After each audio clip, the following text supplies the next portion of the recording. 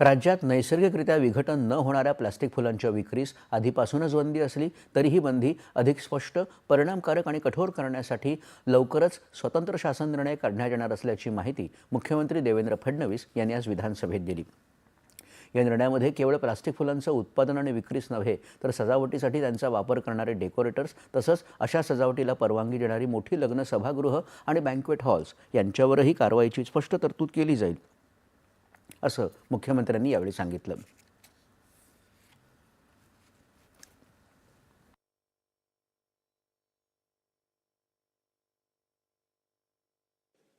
Biodegradable नाही अशा कुठल्याही मटेरियलची फुलं जर असतील तर त्याच्यावर बॅन आहे, तो अधिक स्पष्ट व्हावा या संदर्भात GR काढण्यात येईल आणि अशा प्रकारच्या फुलांचा वापर करणारे डेकोरेटर देखील शिक्षेस पात्र असतील।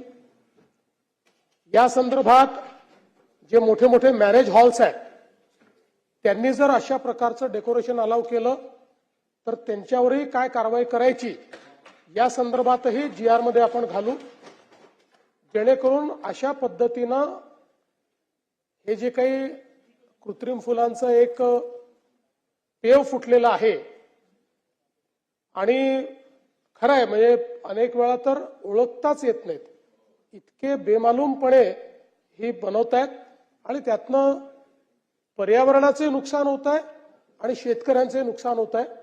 त्यामुळे निश्चितपणे त्या संदर्भातला जो काही पुढची कारवाई आहे ती आपला जो पर्यावरण विभाग आहे तो अधिक चांगल्या पद्धतीने घेईल आणि याच्यामध्ये मग इतरही विभागांना जर त्याच्यात समाविष्ट करून घ्यायचं असेल तर ते समाविष्ट करून घेतलं जाईल।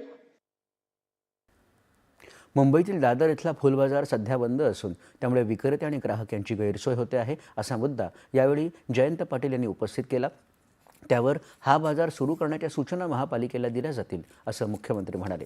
राज्यात कृत्रिम आणि प्लास्टिक फुलांवर बंदी घालण्याची मागणी शेतकरी वर्गाकडून सातत्याने होते आहे। बाजारात मोठ्या प्रमाणात प्लास्टिक फुलांचा तसंच कमी दर्जाच्या प्लास्टिक खेळण्यांचा वापर वाढत असल्याच्या पार्श्वभूमीवर विक्रम पाचपुते यांनी विधानसभेत लक्षवेधी सूचना मांडली होती।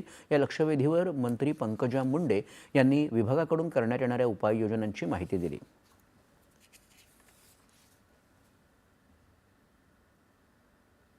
विधानसभेत पुरवणी